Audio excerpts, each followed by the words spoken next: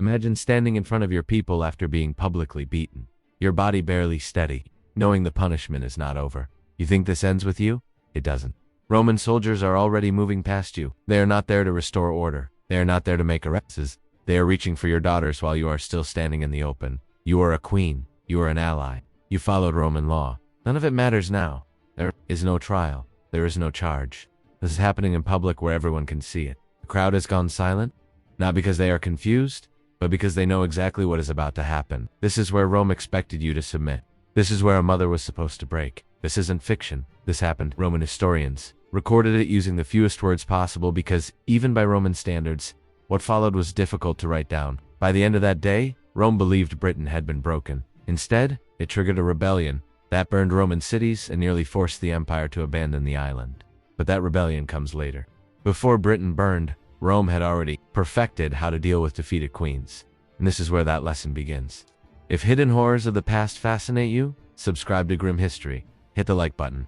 And once you reach the moment that unsettles you most, tell me where. You're watching from... Let's begin. You are being marched forward through the streets of Rome. Roman guards flank you on both sides, controlling your pace, forcing you to keep moving as your body strains against the weight, dragging at your arms. You are not allowed to hurry. You are not allowed to stop. The chain locked around your wrist is cold against your skin and unmistakably gold. It catches the light as you move, pulling the crowd's attention with every step. It is not designed to stop you from running. It is designed to make sure no one looks away. The weight pulls at your shoulders before the pain reaches your legs. And you understand the purpose immediately. You are not being restrained. You are being displayed. You hear the crowd before you see them. Thousands of voices layered together. Laughter, shouting, anticipation. This is not the sound of execution. They are excited. And that is when the fear sets in. Rome kills its enemies quickly when it wants them gone. When Rome keeps you alive, it is because your body still has a use. You lower your eyes, not in submission, but because whatever waits at the end of the road has already been decided. You just don't know what it is yet. Waiting is part of the punishment. Then the perspective widens. This isn't just you. This happened to Queen Zenobia of Palmyra in 272 CE. The Roman legions finally caught her. For years, Zenobia had done what no Eastern ruler dared. She challenged Rome openly. She carved out an empire stretching from Egypt through Syria and into Anatolia. She ruled in her own name, minted her own coins, commanded armies, and forced Rome to treat her as more than a disposably client ruler. When Emperor Aurelian marched east, it was not to negotiate, it was to erase her. Zenobia knew how Roman wars. And if she had seen the triumphs, she knew what happened to defeated kings. When her final army collapsed near Antioch and her last escape toward Persia failed, she did not expect mercy. She expected execution. Instead, Roman soldiers surrounded her and did not raise their swords. That alone was terrifying. Rome spared enemies only when it had something to gain. And Zenobia was fallible, not as a woman, not as a queen, as a symbol. Aurelian had crushed a defiant empire. Now he needed Rome to see it. Zenobia was placed in custody, but not comfort. Days passed, then weeks. She was moved between guards and holding rooms. Watched, isolated, no sentence was announced. No charge was read under Roman law. The moment her army fell, Zenobia ceased to exist as a legal person. Defeat did not mean punishment. It meant transformation. The Isgentium, Rome's so-called law of nations, held that anyone captured in war became property. Free people became possessions. The moment defeat was declared, titles evaporated. Crowns meant nothing. A queen now had no more legal standing than the lowest soldier taken alive on the battlefield. And Rome did not explain what would happen next. During captivity, Zenobia would have heard rumors. Some captives vanished before triumphs ever took place. Others were kept alive only long enough to be displayed, then quietly removed. When word finally came, it did not announce execution, it announced preparation. The Senate had granted Aurelian a triumph. This was the moment Zenobia understood what Rome intended to do with her. A Roman triumph was not simply a parade. It was a public ritual of domination. It turned conquest into spectacle, and at its center were always the defeated, prisoners of war, captured generals, fallen kings, and queens. Zenobia would not be killed in a cell away from witnesses. She would be preserved, dressed, adorned, displayed. Her body would tell a story. Rome wanted and remembered. In the days before the triumph, the city prepared. Banners were raised, statues cleaned, streets cleared from the Field of Mars through the Forum and up toward the Capitoline Hill. Nearly 4 kilometers of exposure, 4 kilometers of faces. Chains were commissioned specifically for Zenobia. Not iron, gold, heavy, decorative, impossible to ignore. They were not meant to stop escape. Rome knew she would not run. They were meant to turn the wealth she once commanded into the instrument of her humiliation. As the day approached, the city buzzed. Crowds speculated. Would Aurelian execute her at the end? Would she be dragged away mid-route? Would she vanish beneath the Capitol line, swallowed by the prison carved into the rock below? No one knew. Some captives completed the walk and lived. Others were diverted quietly before the final ascent. That possibility weighed heavier than the chains themselves. Zenobia, according to later accounts, held herself with composure. She did not beg. She did not collapse. She did not scream. Fate restraint unsettled the Romans because Rome expected defeated queens to break. Sylvia's survival was not guaranteed. It was being evaluated. Her life hung not on justice, but on usefulness. And she was not the first woman to learn this. Across the empire, Rome had already perfected what happened when queens trusted law, status, or loyalty to protect them. The fate waiting for them was not written in codes. It was written in bodies. And in what coming next? Humiliation would not produce silence. It would produce fire. Zenobia does not yet walk Rome's streets. Before the city sees her, Rome prepares her, and the preparation begins not with chains, but with law. Roman power did not rely on chaos. It relied on rules. Rules designed to protect Romans, and rules designed to abandon everyone else. Once Zenobia was captured, she crossed an invisible line. On one side stood citizens shielded by centuries of legal privilege. On the other stood enemies of Rome. She belonged entirely to the second category. Under Roman law, defeat, Emperor Nero, half to his daughters, a compromise, a mistake. Roman officials ignore it. The lands are seized, property confiscated, noble families dispossessed. Rome does not negotiate. It takes Boudica protests. She does not raise an army. She does not declare rebellion. She appeals publicly to the agreement Rome itself approved. This is when Rome clarifies what law means for women without citizenship. Boudica is seized. Not privately, publicly. She is flogged. The punishment alone is a violation. Roman citizens were protected from corporal punishment. Even allied elites were usually spared such degradation. To beat a queen was not enforcement, it was instruction, and Rome was not finished. Her daughters, young, unmarried, unprotected, are taken. Tacitus does not describe what follows in detail. Ancient historians rarely do. He uses few words, but the meaning is unmistakable. They are violated by Roman soldiers. This is not random violence. It is calculated humiliation. Rome understands that conquering a ruler's body is powerful. Conquering her children is devastating, and it is done in view of her people. The Anni are meant to see this, to understand that. Resistance does not end only in death, but in the destruction of lineage. Rome believes this will end the problem. It is wrong. Something in Boudica fractures and hardens. The flogging does not silence her. The violation of her daughters does not break her. It transforms her. When she speaks again, it is not to Roman officials. It is to her people. Tacitus preserves a version of her words. He records her not as a ruler, pleading for sovereignty, but as a woman demanding vengeance. She speaks of her body, of her daughters, of what Rome did. This matters. Rome can crush kings. It struggles against rage that no longer fears loss. Boudica raises an army, not trained, not disciplined, furious. Rome is caught off guard. Camelodon burns first, then Londinium, then Verulamium. Cities are razed, tens of thousands killed. Roman authority collapses across the province. For a moment, the empire hesitates. This is the cost of humiliation, miscalculated. Eventually, Rome responds the way it always does. Discipline, formation, steel. Boudica's forces are defeated in a battle whose location history does not preserve. She disappears. Some accounts say she poisons herself rather than face capture. Others fall silent. Her daughters vanish completely. Their names are not recorded. Their lives are not followed. Their fate after Rome used them to deliver its message is not preserved. Silence closes over them. Rome restores order. Britain remains Roman. The rebellion becomes a lesson. Not about cruelty, but about control. In Rome, triumphs continue. Some queens live as reminders. Others vanish beneath the city. Some stories are told, others are erased. The pattern is clear. When humiliation works, Rome preserves you. When it fails, Rome destroys everything you touch. And beneath the marble, beneath the music and celebration, one last place waits for those who are no longer useful. A place where triumphs and while crowds watched generals ascend the Capitoline Hill to thank Jupiter for conquest. Something else happened nearby. Cut directly into the rock beneath the hill stood the Mamertine prison, the Tolenum. It did not announce itself. No banners, no inscriptions, no celebration, just stone. Inside it was worse. The prison consisted of two chambers. The upper level held prisoners briefly. The lower chamber, the end, was reached only through a hole in the floor. Prisoners were lowered down or thrown. Once inside, there was no light, no ventilation, no escape. This was not a place meant for holding people. It was a place meant for ending them. Execution did not always come quickly. Some prisoners were strangled, others suffocated, some were left to starve, their voices fading while celebrations echoed above. This separation was deliberate. Rome did not want blood in its triumphs. It wanted victory undisturbed by visible death. Killing happened out of sight while the celebration continued uninterrupted. Vercingetorix learned this slowly. Legic chieftain, who unified tribes against Julius Caesar, was not executed after his defeat at Telesia in 52 BCE. He was imprisoned for 6 years. 6 years of waiting. 6 years of knowing his life had been paused, not spared.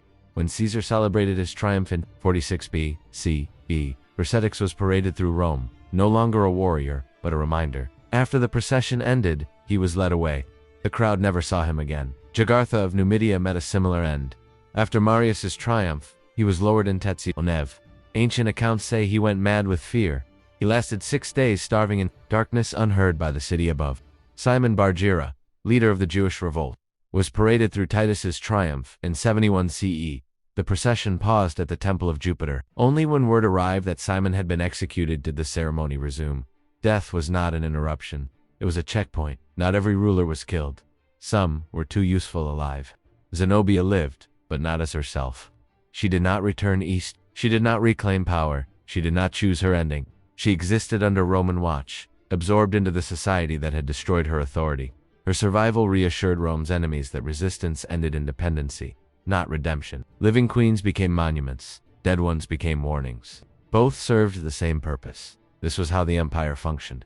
Roman conquest did not rely on legions alone. It relied on memory, on images carried forward long after battles ended. Queens in chains, daughters violated, kings vanishing beneath stone. Fear traveled faster than armies ever could. The legal protections Rome celebrated applied only within its borders. Outside them, dignity was conditional. Humanity was negotiable. Defeat erased everything. What remains today are fragments. Tacitus's restrained horror, Plutarch's uneasy anecdotes, Josephus's careful records, and the stone walls of the Mamertine prison, still standing, still silent. Tourists walk past them now. Some descend the steps. Few linger. The stones do not explain themselves. They do not need to. They have already done their work. Rome called this order. Rome called this civilization. Rome called this victory. The queens who survived called it something else. If they spoke at all, most did not. And that silence may be the empire's greatest success. Erased identity. The moment her army fell, Zenobia ceased to exist as a legal individual. She was no longer a ruler, no longer an ally, no longer even a person protected by law. This distinction mattered. A Roman citizen could not be flogged without trial. To bind a citizen without due process was scandalous. To execute one without appeal could trigger unrest. Roman bodies were protected because Roman power depended on citizens believing the state guarded them. Zenobia's body did not qualify. She was not Roman.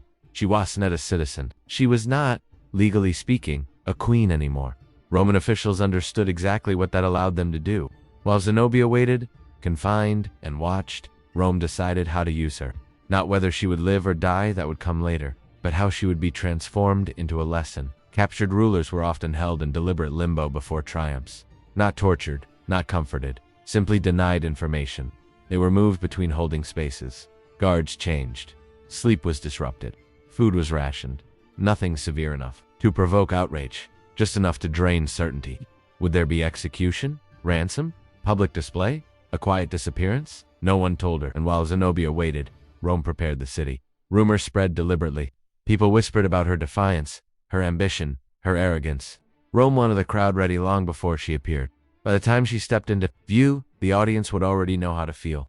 The triumph, once announced, became unavoidable. A Roman triumph was not. It required Senate approval, a signal that the state had decided the enemy's humiliation was useful. The procession followed a fixed route, but nothing about it was neutral. Every detail was arranged to shape how victory would be remembered. Musicians led the way, their noise filling the streets. Painted scenes of burning cities and fleeing enemies followed. Exotic animals were dragged through the crowd, proof that distant worlds had been conquered and reduced. Only after this displayed Comithi prisoners. They were the proof. Captured soldiers walked in chains, their defiance already stripped away. At the front of the column walked the rulers, kings, princes, and queens. Their clothing was often left intact. Rome did not want to erase who they had been. It wanted to show what conquest did to power. Zenobia would not be stripped of identity. She would be forced to carry it. 4 kilometers is a long distance. When you are exhausted, bound, and exposed, the procession moved slowly. stopping often so the crowd could watch. Spectators leaned from balconies. Children were lifted onto shoulders. Vendors sold food while people laughed and pointed. This was not hatred, it was enjoyment. For Romans, triumphs were entertainment, proof that their empire expanded, proof that threats could be crushed. For captives, every step was exposure. There is no way to hide fear, no way to avoid eye contact. Every stumble was noticed, every pause judged, and at any moment, the route could change. Not every captive completed the triumph. Some rulers were diverted before the final ascent to the Capitoline Hill. While the procession continued toward Jupiter's temple, guards led the condemned away through secured doors down side streets toward the slope beneath the hill, toward the prison. The mamatine above music continued. Cheers rose. Sacrifices were offered. Rome celebrated. Below execution waited. Every captive knew this possibility existed. Zenobia walked knowing it, too. She also knew something else. Rome had done worse to women who trusted in the provinces defeated. Women were often treated as spoils of war. This was not an aberration, it was expectation. Military culture, hardened by conquest, viewed defeated families as tools of domination. Delay did not mean protection. It meant postponement. Zenobia's royal status shielded her temporarily, but only because Rome still needed her intact. Others were not so fortunate. Across the empire, noble women lost protection the moment their male guardians fell. Their bodies became divided. A ruler's family sent a message that traveled faster than legions. Nothing you value is safe. Zenobia's survival depended entirely on how useful her humiliation proved. If she broke, if she pleaded or collapsed, execution would follow. Broken rulers no longer served as warnings. If she endured, if she remained composed, she might live, not as herself, but as a reminder. Aurelian understood this calculus. He was not known for mercy. He was known for order. Zenobia's fate would reflect Roman priorities, not Roman compassion. As the triumph day approached, the city waited. So did Zenobia. She had already lost her empire. Her armies were gone, her authority erased. Now Rome would decide whether her body would vanish beneath the capital line or walk the streets as proof the resistance ended here. And while Zenobia waited, another queen far from Rome was about to learn the same lesson. She trusted Roman law, and Rome would teach her why that was a mistake. Zenobia stepped into Rome. The noise hits first. Not a roar, something worse. A rolling sound made of laughter, shouting, and curiosity sharpened into hunger. This is not a crowd waiting for justice. It is a crowd waiting to see something. She is adorned. Jewels flash at her throat and wrists. Fabric dyed in colors only royalty could once afford. Clings to her body, wrapped around her, cutting into skin already weakened by captivity. Are the chains gold? Not symbolic, not light. Massive links that pull her shoulders forward, forcing a posture just short of collapse. Guards walk beside her, not to restrain her, but to help bear the weight. Rome has turned her wealth into her burden. The crowd understands immediately. They point, they murmur, they laugh. This is what happens to queens. Zenobia does not scream. That unsettles them. She walks slowly, deliberately, refusing to rush. Every step is measured, every breath controlled. She does not lower her head. She does not look for mercy. She looks straight ahead. This composure is dangerous. Humiliation is meant to break people. When it doesn't, Rome adapts. Musicians play, incense burns. The city displays itself as the center of the world. Zenobia's body becomes the boundary between Roman power and remembered defiance. Or Aurelian watchers, not with pity, with calculation. Killing Zenobia would be simple, effective, final, but it would end the story too quickly. Rome does not always want endings. Sometimes it wants reminders. A living queen, reduced but breathing, speaks longer than a corpse. Zenobia survives the day. That decision, often called mercy, is not kindness, it is strategy. She is granted a villa near Rome. She lives under watch, or she is absorbed into Roman society. Her daughters married into noble families. On paper, she survives. In reality, she has been neutralized.